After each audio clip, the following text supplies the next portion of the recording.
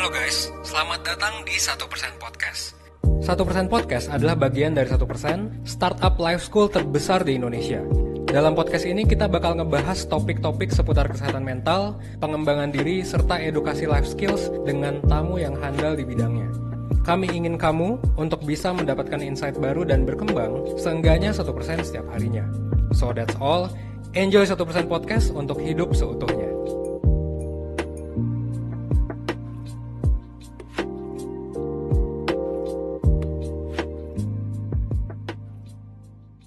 Halo semua, selamat datang kembali di 1% Podcast bersama Jo. Hari ini gue bakal nemenin kalian nih, para perseners, berkegiatan sambil diskusi asik. Jadi hari ini gue gak bakal ngoceh-ngoceh sendiri. Gue bakal ditemenin narasumber yang keren nih, yaitu Kak Mahari, mentor 1%. Halo semuanya, halo perseners. Halo. Jadi hari ini kita bakal bahas tentang beauty privilege ya Kak. Seru ya topiknya ya. Iya seru, banyak banget soalnya minatnya. Aku udah coba-coba cari juga kan. Ternyata emang banyak banget minatnya. Termasuk teman-teman aku juga sih. Mereka pada semangat kalau bahas tentang privilege, terutama tentang beauty-nya gitu. Karena banyak banget yang ngalamin. Yes. Ini emang topik yang kompleks sih sebenarnya ya. Jadi karena topiknya kompleks, jadi selalu menarik lah buat dibahas gitu. Kalau kakak nih pernah ngalamin nggak Kak tentang, maksudnya dampak di kehidupan sehari-hari kakak gitu, adanya beauty privilege? Oke. Sebenarnya sih ya gitu. Aku nggak tahu sih kenapa misalnya mentor yang dipilih itu aku gitu buat ngebahas beauty privilege gitu. Tapi sejujurnya aku tuh bukan tipikal stereotype orang yang mungkin sering ngalamin beauty privilege. Karena mungkin kalau orang yang ngalamin beauty privilege itu kan biasa dari kecil dia tuh udah dianggap cantik atau ganteng gitu ya. Jadi diperlakukan secara berbeda. Nah kalau buat aku tuh mungkin lebih ke arah kayak sampai aku SMA gitu atau baru masuk kuliah tuh kayak aku nggak pernah ngalamin itu sih. Cuman ada masanya gitu ya, di masa kuliah aku tuh mulai kayak lebih merawat diri, terus habis itu mungkin lebih pede juga gitu, dan aku mulai ngerasain sih, semenjak aku kayak lebih merawat diri dan lebih pede, itu tuh orang-orang jadi memperlakukan aku dengan lebih baik gitu. Dan kebetulan karena fasenya itu terjadi ketika aku tuh ikut suatu ajang gitu ya, dimana menurut aku salah satu hal yang mencakup kriterianya selain maksudnya kemampuan berpikir kritis dan lain-lain itu adalah penampilan gitu. Dan di situ akhirnya aku ketemu orang-orang yang ini orang-orang yang seumur hidupnya mereka tuh punya beauty privilege gitu karena cantik-cantik banget gitu kan. Dan mungkin lebih di situ sih aku mulai sadar, ternyata orang-orang yang cantik dari lahir gitu ya, itu ya punyalah kayak keistimewaan dan juga kespesialan gitu yang mereka dapatkan yang tidak didapatkan oleh orang lain gitu. Dan menurut aku sih, kalau aku sendiri ya itu, aku awalnya nggak pernah ngerasain itu sama sekali gitu. Tapi pas ada satu momen, tiba-tiba aku mulai lebih merawat diri, lebih peduli gitu kan, mungkin lebih coba buat dandan dan segala macem. Ternyata beneran ya perilaku orang tuh berbeda gitu sih paling. Betul banget, aku juga bisa ngalamin di dua sisinya juga sih Kak. Kayak ada untungnya, ada ruginya juga. Kalau misalkan orang-orang yang punya gelar beauty privilege itu tuh, kalau misalkan baiknya yang kayak kakak tadi kan ya, mungkin kayak lebih dihargain atau pendapatnya jadi lebih didengar, lebih juga mudah dikenal gitu. Dan banyak juga kan orang luar sana itu suka gimana ya, kalau misalkan ngadepin orang yang cantik gitu, kadang-kadang suka beda gitu loh kalau misalkan ngadepin orang yang biasa aja gitu. Kalau misalkan di kasusnya contohnya aja kayak kemarin temen aku cerita, jadi misalkan ada yang buat konten TikTok gitu, 2 orang nih, yang satu itu cantik tapi itu yang satu biasa aja gitu. Terus dua-duanya tuh kontennya sama mungkin sama-sama bisa dibilang rada menggelitik gitu loh, maksudnya rada cringe gitu loh. Tapi kalau yang cantik itu banyak yang muji, banyak yang gak apa-apa deh yang penting cantik gitu kan. Tapi kalau giliran yang biasa aja, malah dihujat gitu. Jadi kayak menurut aku kalau misalkan orang yang punya beauty privilege sih bisa dibilang ada dampak baiknya, ada dampak buruknya. Begitupun buat orang yang cantik juga nggak sih Kak? Kayak misalkan kalau misalkan kata temen aku ya, katanya sih kalau di kantor itu yang cantik sama yang biasa aja itu suka dibedain. Kadang-kadang entah itu gajinya, bonusnya, dan lain-lain, kayak perlakuan atasan juga ke karyawannya tuh suka beda gitu. Dan jadi orang-orang yang cantik itu kadang-kadang suka dimusuhin gitu loh Kak katanya. Suka kayak dibully, kayak itu orang cuma menang tampangnya doang gitu loh. Padahal sebenarnya belum tentu. Kan yang namanya perusahaan itu kan pasti juga butuh skill dari orang tersebut ya. Nggak mungkin hanya emang modal penampilan aja gitu. Yes, bener banget sih. Lagi-lagi ini topik yang cukup kompleks gitu ya.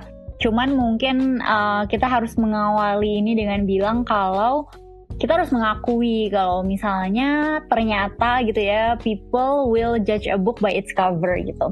Itu emang sifat mendasar manusia aja sih gitu kan. Kayak kita beli buku, kita lihat nih covernya, kira-kira covernya menarik nggak ya, bagus nggak ya, kira-kira aku bakal baca nggak ya, worth it nggak ya sama uangnya gitu. Atau mungkin kita mau beli snack gitu kan, kita lihat packagingnya yang mana sih yang lebih bagus gitu kan. Dan kita emang akan cenderung untuk milih yang packagingnya bagus gitu. Karena walaupun kita nggak bisa ngeliat nih isi buku ataupun isi snack itu, tapi seenggaknya dengan kita ngeliat penampilan luarnya udah cakep nih gitu, kita berasumsi bahwa berarti dalamnya nih bakal enak, atau dalamnya bakal bagus, atau dalamnya bakal cakep juga gitu. Jadi kayak itu sih salah satu sifat mendasar manusia gitu ya, yang menyebabkan adanya si beauty privilege ini gitu. Kita udah banyak ngomongin tentang pengalaman kita masing-masing tentang beauty privilege, tapi kita kayaknya bisa jadi ya di audiens kita ini, para personers, belum tahu apa sih itu beauty privilege. Kakak bisa nggak tolong jelasin dong? Oke. Jadi sebenarnya sih sederhananya aja gitu ya, pada dasarnya beauty privilege adalah suatu istilah gitu yang digunakan untuk menggambarkan gitu betapa beruntungnya hidup seseorang yang kesannya tuh lebih lancar, lebih mudah, lebih sukses dibandingkan orang lain kebanyakan, karena terlahir dengan fisik atau dengan rupa yang menawan gitu, yang tanda kutip cantik gitu. Jadi kayak walaupun kita selalu bilang cantik itu relatif, ganteng itu relatif, tapi sebenarnya berbagai riset itu menunjukkan kalau sebenarnya ya nggak serelatif itu, karena ada beberapa hal yang kita tuh bisa sama-sama sepakat gitu. Oh ya, kalau misalnya dia punya fitur ini dia cantik. Oh ya, kalau dia punya fitur ini dia ganteng gitu. Dan itulah hal-hal yang menjadi keistimewaan dan menjadi hal yang menjadi kelebihan gitu ya untuk orang-orang yang punya itu gitu. Dan karena mereka punya fitur-fitur itu, mereka jadi hidupnya punya kemudahan-kemudahan tertentu lah gitu. Walaupun bukan kemudahan doang ya, kayak tadi kamu bilang, cuma nanti mungkin kita bisa bahas itu lebih lanjut lagi. Jadi menurut Kak Mahari nih, penting gak sih gitu penampilan kita, mungkin dunia pekerjaan ataupun pergaulan dan lain-lain, dan seberapa pentingnya kalau? Oke. Jadi ini berdasarkan pengalamanku lagi ya. Aku tuh dulu orangnya bener-bener idealis banget, kayak orang tuh ya nggak boleh ngejudge by cover. Kita tuh harus tahu orang, bener-bener tahu mendalam gitu untuk kita bener-bener mengenal dia gitu. Dan sejujurnya aku masih memegang dengan kuat gitu ya prinsip itu gitu. Tapi melalui proses belajar aku sadar kalau misalnya kita tuh harus realistis gitu ya. Kayak orang itu tuh akan menilai kita secara langsung gitu ketika kita ketemu, dan itu tuh prosesnya sangat singkat gitu. Mungkin hanya beberapa detik aja dia akan udah punya impression gitu tentang diri kita. Kayak nih orang kayak gini nih kayaknya gitu. Nih orang kayak gini nih kayaknya gitu. Dan kita kan nggak punya ya waktu untuk menjelaskan diri kita, nyeritain kehidupan kita dari masa kecil, apa yang kita suka, apa yang kita nggak suka, kelebihan dan kekurangan kita ke semua orang di dunia ini gitu kan. Tapi kita selalu bisa merawat diri kita, berpenampilan baik gitu ya, sehingga tanpa kita perlu berkata-kata atau tanpa perlu kita mengucapkan sesuatu, penampilan kita itu bisa dengan sendirinya memberitahu sesuatu gitu tentang diri kita. Misalnya kita ngelihat nih ada cewek, ya ampun kok itu dia pakai celana bolong-bolong sih gitu, terus kayak ada nodanya gitu kan, terus ya ampun itu kayaknya belum mandi deh ya, rambutnya berantakan banget gitu, terus habis itu kok kayak agak bau gitu ya. Ini kan hal-hal yang dia nggak ngomong gitu kan, tapi kita bisa ngerasain, kita bisa menilai gitu. Dibandingkan dengan cewek itu yang cewek yang sama nih, kita nggak ngomongin penampilan, tapi dia dateng terus habis itu dia misalnya pakai roknya tuh fit sama badannya, bikin badannya kelihatan bagus, terus habis itu dia pakai blus gitu kan, blusnya juga yang cocok banget nih kayaknya, oh kayaknya dia pinter deh, rambutnya tuh kayaknya agak keriting-keriting bawahnya, kayaknya dia tuh merawat dirinya banget, terus pas lewat wangi gitu kan. Nah kita pasti bakal mikir kayak, oh ini cewek kayaknya keren banget ya, kayaknya dia pinter banget ya, ini dia mau berangkat kuliah ya, dia pasti belajarnya serius banget deh. Kayak kita tuh gampang lah gitu untuk membuat judgement dalam hitungan detik gitu kan. Jadi karena itu kalau kita mau memperbesar kesempatan kita di dunia ini, kita perlu memanfaatkan beberapa detik itu dengan baik gitu kan. Nah jadi karena kalau misalnya nih ada dua cewek tadi, kemungkinan besar kalau ada kesempatan misalnya kayak kesempatan untuk dapet misalnya diwawancara wartawan yang lagi ke kampus gitu kan, kemungkinan kan yang diwawancara yang tadi cantik terus berpenampilan rapi wangi gitu kan, dibandingkan yang lain ya kan. Jadi penting banget buat kita make sure gitu ya kalau misalnya penampilan kita itu cukup baik, sehingga dalam waktu beberapa detik orang ngejudge kita, dia bisa mendapatkan impresi yang positif gitu. Tapi itu bukan segalanya ya, cuman ibaratnya itulah hal yang bisa kita lakuin untuk meningkatkan meningkatkan kesempatan kita dalam hal apapun sebenarnya gitu. Jadi kalau ditanya penting atau enggak, jujur menurut aku penting banget sih ternyata. Dan itu butuh waktu buat aku belajar gitu ya, karena dulu aku gembel banget, nggak peduli penampilan banget pokoknya. Tapi setelah melalui proses yang panjang, akhirnya sadar juga kalau udahlah nggak usah so idealis gitu kan. Kita harus tahu kalau manusia itu emang kayak gitu kan. Dan kita hanya bisa memaksimalkan diri kita, menyesuaikan dengan kira-kira apa yang cocok sama diri kita gitu. Jadi aku jadi penasaran nih Kak, sebenarnya tuh asal awal mulanya itu beauty privilege itu dari mana sih? Oke. Sebenarnya ya kalau misalnya kan aku sekarang lagi S2 psikologi juga ya, dan belajar banyak lah gitu, tapi nggak ada gitu salah satu jurnal atau teori yang menjelaskan tentang beauty privilege gitu. Tapi term yang sering dipakai untuk menjelaskan fenomena ini adalah physical attractiveness gitu kan. Seberapa kita sebagai individu punya daya tarik secara fisik, khususnya dari wajah gitu. Nah, pada tahun 1972 ada satu penelitian ya yang dilakuin. Ini yang pertama nih bahas-bahas tentang beauty privilege, yang menemukan bahwa ternyata orang yang punya daya tarik fisik yang lebih tinggi itu akan diasumsikan memiliki hidup yang lebih baik, lebih kompeten, dan sukses dalam karirnya dibandingkan orang yang tidak memiliki daya tarik fisik tersebut gitu. Jadi kayak dulu tuh awal dari ini semua adalah dilakuin eksperimen gitu. Jadi ada kayak 3 foto orang, yang satu yang dipersepsikan cakep, satu biasa aja, satu kurang cakep gitu ya.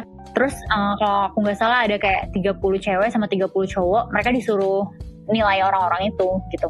Dan yang dinilai itu bukan kecakapan gitu ya, tapi kepribadian, terus kayak berbagai macam aspek lain lah gitu. Dan ya iya, hasilnya ternyata yang cakep itu dinilai kepribadian yang lebih baik, lebih sukses, segala macam, hampir segala aspek lah gitu. Sedangkan yang standar ya sedang aja, dan yang kurang menarik dapatnya juga nilai yang paling rendah di antara mereka semua. Jadi disitulah muncul gitu kan, oh iya ternyata ada ya beauty privilege ini gitu, ternyata beauty itu matters ya gitu.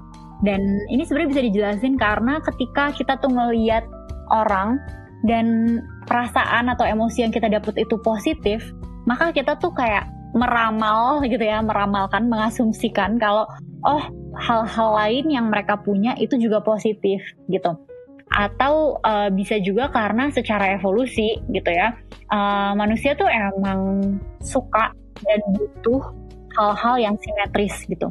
Karena segala sesuatu yang simetris itu tuh sebenarnya tanda bahwa hal itu tuh lebih kokoh biasanya ya kalau kita ngomongin survival gitu ya. Terus habis itu lebih sehat, dan juga kalau orang mukanya itu simetris, sebenarnya itu bisa menjadi petanda bahwa orang itu merawat dirinya dengan baik. Berarti kan dia punya intelligence yang cukup baik dan dia memiliki kemampuan reproduksi yang baik gitu. Ini secara kayak kasar gitu ya. Tapi basically itu bagian dari evolusi juga. Kenapa kita sukanya sama yang simetris nih mukanya gitu. Dan kenapa kita akhirnya lebih cenderung bersikap positif gitu terhadap orang-orang yang lebih cakep gitu.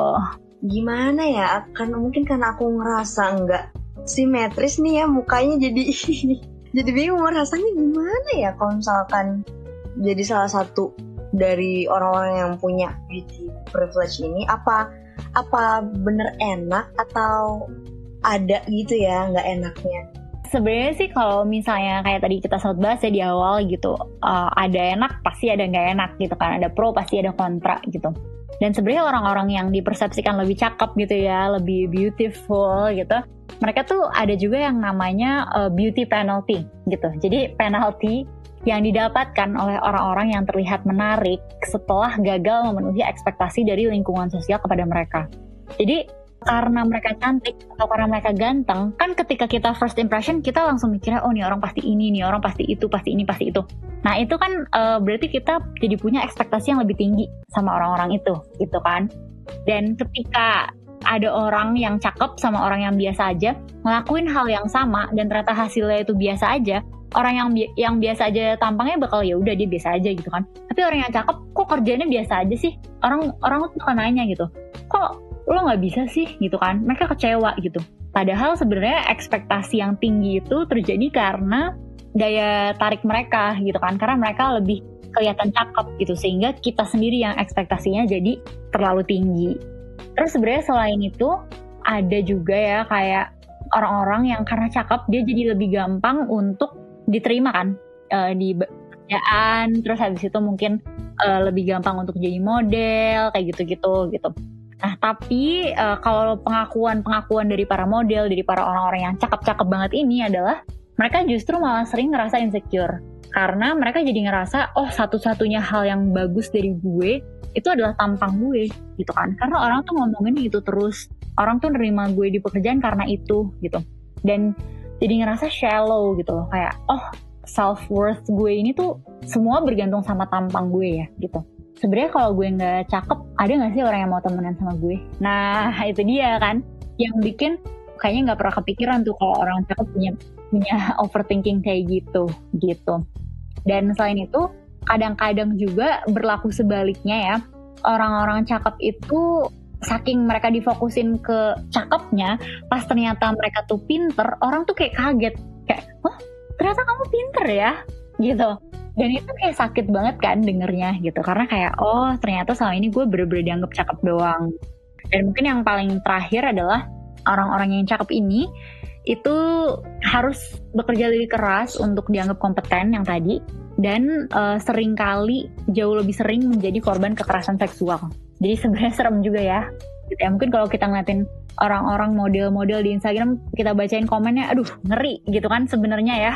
Jadi ya itulah salah satu dari tidak enaknya mungkin menjadi orang cantik atau ganteng.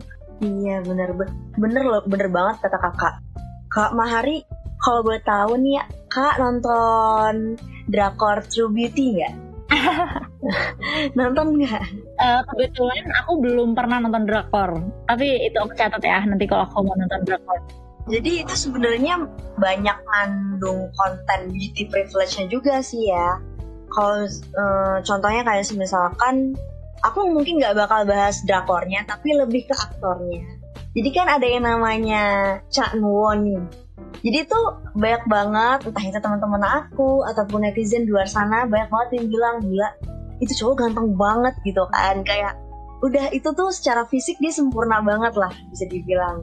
Tapi karena mungkin aktingnya dianggap kurang berpengalaman dan lain-lain dibandingkan aktor-aktor yang lebih tua ataupun aktor-aktor yang lebih berpengalaman, jadi kayak dia kayak dianggap suka banyak banget omongan-omongan nyinyir gitu loh kalau misalkan di komen-komen IG-nya aktor tersebut gitu loh, kayak dibilang dia mah cuma modal tampang doang gitu kan, actingnya biasa aja gitu loh.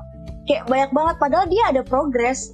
Kalau aku lihat sih dia selalu berprogres ya, tapi tetap aja orang-orang tuh banyak banget, apalagi kalau misalkan cowok-cowok yang kurang suka gitu kan ya, itu mah modal tampang doang tuh gitu kan, cakep doang makanya tetap dipakai buat acting segala macam. Kok banyak banget orang bisa gampang banget ngomong kayak gitu, padahal kan udah pasti juga udah punya basic skill lah ya, dan nggak pantas juga buat dihujat kayak gitu, tapi tetap aja mungkin nggak enaknya di situ gitu kan. Yes, benar-benar. Lagi-lagi tadi sih, orang cakep tuh butuh bekerja lebih keras untuk dianggap kompeten. Karena ya itu, mereka kalau misalnya mereka tuh nggak kelihatan wah banget gitu, mereka cuma bakal dianggap ini mah gara-gara cakep gitu. Iya, jadi kayak yang tadi awal aku bilang itu loh, suka dibilang modal tampang doang, banyak banget. Karena kan aku maksudnya masih di kalangan anak-anak, maksudnya anak-anak baru gede juga ya, baru mau masuk umur 20 gitu kan. Jadi omongannya masih suka pedes-pedes gimana gitu kan. Kalau misalkan ada yang ngelihat yang sukses gitu, misalnya tiba-tiba teman ada yang jadi selebgram gitu kan, glow up gitu kan, kayak wah dia mah gak pinter Jo gitu kan, kayak itu mah cantik doang, itu mah ganteng doang gitu loh. Jadi ladang gibah orang-orang yang masuk beauty privilege gitu. Betul. Dan kita jadi susah bedain gitu kan. Kita tuh beneran mau ngomongin suatu hal yang tidak adil, yaitu beauty privilege, atau kita lagi mengekspresikan kesirikan kita gitu kan. Itu yang bikin ini tuh jadi topik yang kompleks. Karena susah buat dibedain gitu. Iya, kadang-kadang aku juga kalau misalkan ngeliat cari-cari lamaran pekerjaan gitu kan, entah itu internship, volunteer, dan lain-lain kan, banyak banget nih. Kayak misalkan aku tertarik kemarin buat part-time nih di Starbucks gitu kan. Itu kan persyaratannya aja ada omongan berpenampilan menarik. Jadi kan mungkin kalau dari situ bisa dibilang kayak kalau lo nggak merasa menarik gitu, kalau misalkan lo nggak punya beauty privilege, jangan lamar di sini deh. Kesannya kan kayak gitu ya. Kalau misalkan kata teman-teman aku juga gitu sih. Mereka jadi kayak minder duluan, kan gue nggak menarik gitu. Gue diterima nggak ya di perusahaan ini? Gue diterima nggak ya di tempat ini gitu. Emang banyak banget pengaruhnya di kehidupan kita sehari-hari.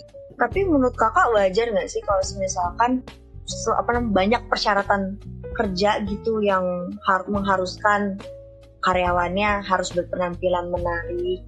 Walaupun sebenarnya banyak juga sih yang tahu, banyak juga yang sadar kalau sebenarnya berpenampilan menarik itu nggak harus cantik dan nggak harus ganteng, tapi mungkin bersih, wangi gitu kan, kompeten lah istilahnya.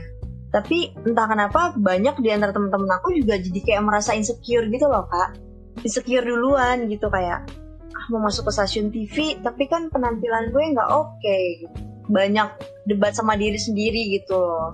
Jadi nanti pas di interview jadi banyak yang minder. Jadi kayak menurut kakak gimana? Ya sebenarnya sih emang rada enak gak enak kayak ngebahas ini gitu, karena kalau misalnya berpenampilan menarik gitu, maksudnya tuh gimana gitu kan? Maksudnya apa gitu berpenampilan menarik gitu? Dan kita sebenarnya nggak pernah tahu kan gitu yang mereka maksud itu apa. Cuman lagi-lagi yang bisa kita lakuin ya kita merawat diri kita dengan sebaik mungkin gitu kan, pakai baju juga sebagus mungkin dan segala-segalanya. Cuman ya harus dipahami juga nih kalau misalnya ada pekerjaan-pekerjaan tertentu yang mungkin emang butuh penampilan menarik itu gitu kan, kayak misalnya kerja-kerja yang mungkin kayak butuh estetika supaya misalnya orang pada nonton drakor gitu kan, itu kan harus nyari yang ganteng cantik kan gitu, yang simetris lah gitu mukanya gitu. Itu ya wajar sih menurut aku gitu. Kalau misalnya fakta bahwa kita harus memasukkan berbagai macam jenis orang nih, bukan yang simetris doang mukanya, supaya orang makin tahu kalau jenis orang tuh ada banyak dan segala-segala, aku setuju gitu kan. Tapi kita harus pahami bahwa emang kita punya kecenderungan untuk bersikap lebih positif terhadap orang-orang yang simetris ini.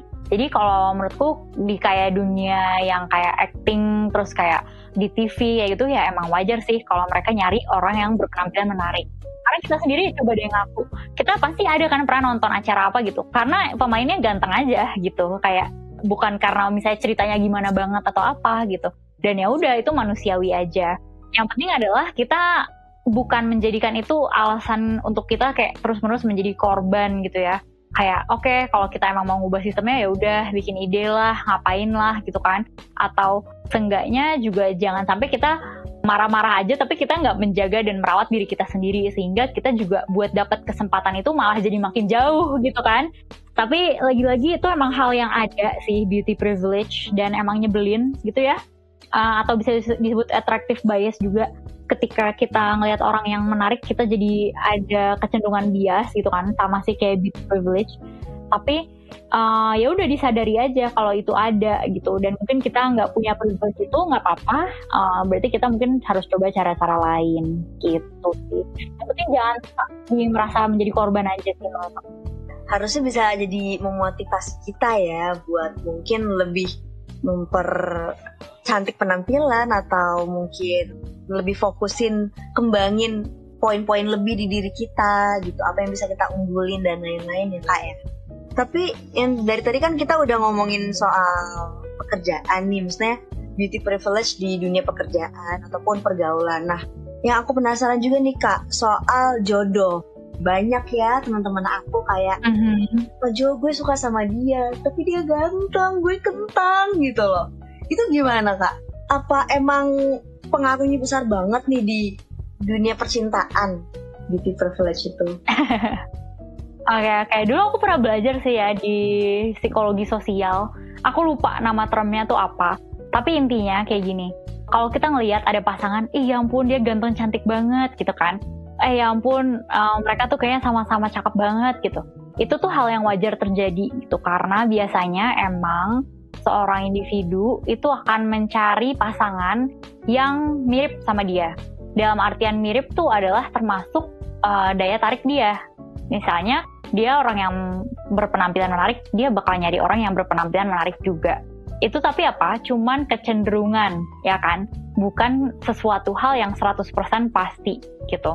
Karena kadang-kadang ada juga kan, ya ampun dia tuh cakep banget, kok dia mau sih sama si ini gitu kan? Atau dia misalnya si cowoknya tuh padahal nggak cakep ya, kok bisa ya sama cewek secakep itu kan. Itu sering banget ya kalau orang ngegosip gitu, ada-ada aja gitu kan yang ngegosip kayak gitu, dan itu bisa terjadi. Jadi ya perlu diketahui aja kalau emang ada kecenderungan kayak gitu, tapi bukanlah segala-galanya gitulah penampilan ya kan. Lebih baik fokus sama hal-hal yang emang bisa kita kontrol dibandingkan hal-hal yang nggak bisa kita kontrol, kayak penampilan, daya tarik, daya fisik kita. Oke. Nah, yang aku mau inget-inget yang awal lagi nih, yang tadi kakak cerita ya, kakak bilang katanya dulu kakak tidak terlalu memperhatikan penampilan kakak nih ya, dan sekarang kan jadi jauh lebih memperhatikan. Nah, apa sih nih Kak kiat-kiat kakak nih yang bisa kakak bagi ke persigners gitu untuk berpenampilan lebih menarik gitu loh?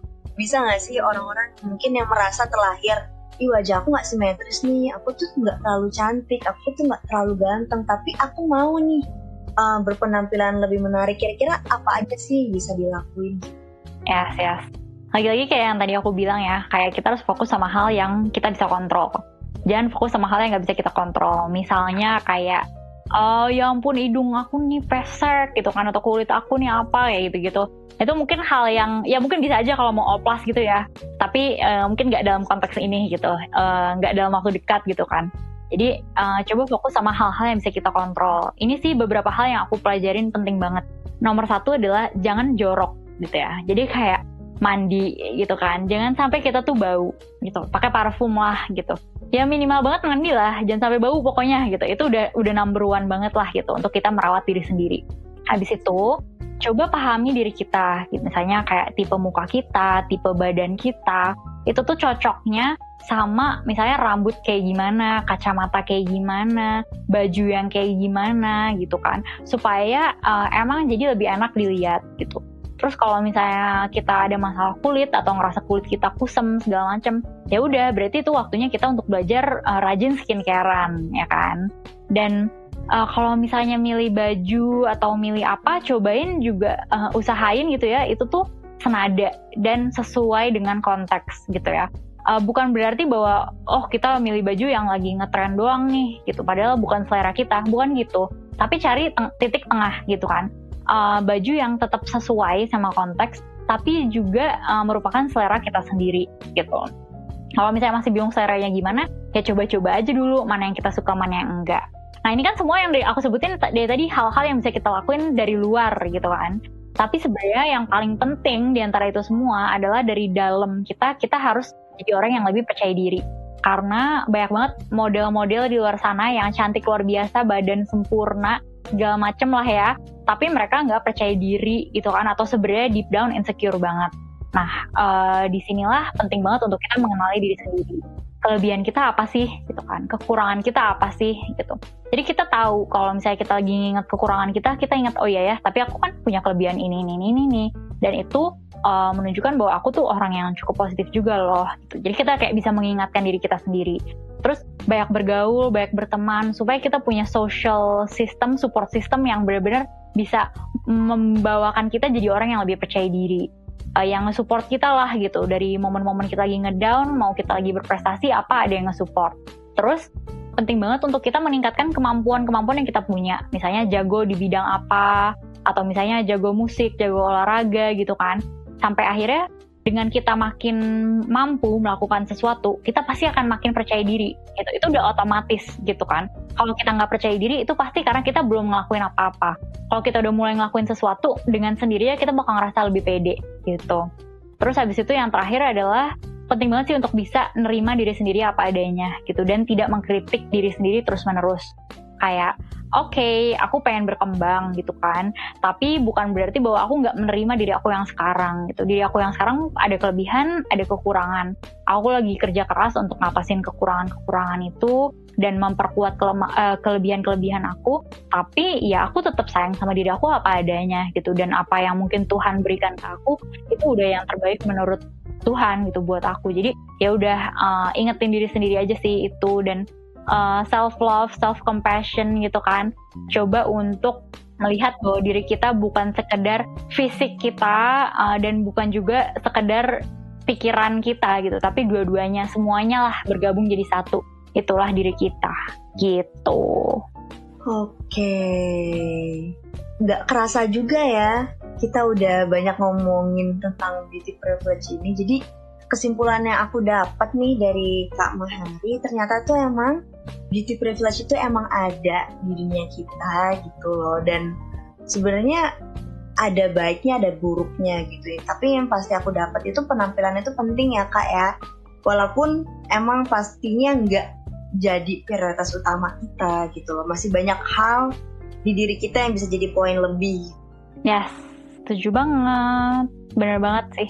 Yang penting sih kita bisa menempatkan diri sesuai konteks ya gitu, kayak jangan sampai kita datang ke kantor tapi kitanya gembel gitu kan, profesional gitu, dan ya menjaga diri lah gitu. Karena kalau kita merawat dan menjaga diri kita itu kan berarti kita menganggap diri kita berharga gitu. Jadi lakuin buat diri sendiri dan buat orang lain. Nah, buat teman-teman nih ya, para perseners yang lebih mau tahu tentang beauty privilege atau ada yang mau ditanyain, mau konsul gitu ya, konseling gitu, kalau pihak-pihak yang lebih profesional bisa coba buka IG 1% ataupun YouTube 1% ataupun websitenya. Di situ kalian bisa lihat program mentoringnya atau kelas online, webinarnya. Jadi kalian bisa coba buka itu, bisa ikut kelas online-nya. Oke, Personers, sampai sini dulu ya. Semoga obrolan gue sama Kak Mahari hari ini bisa bermanfaat bagi kalian. Jadi gue sama Kak Mahari bakal pamit undur dulu. See you guys. Bye-bye. Bye.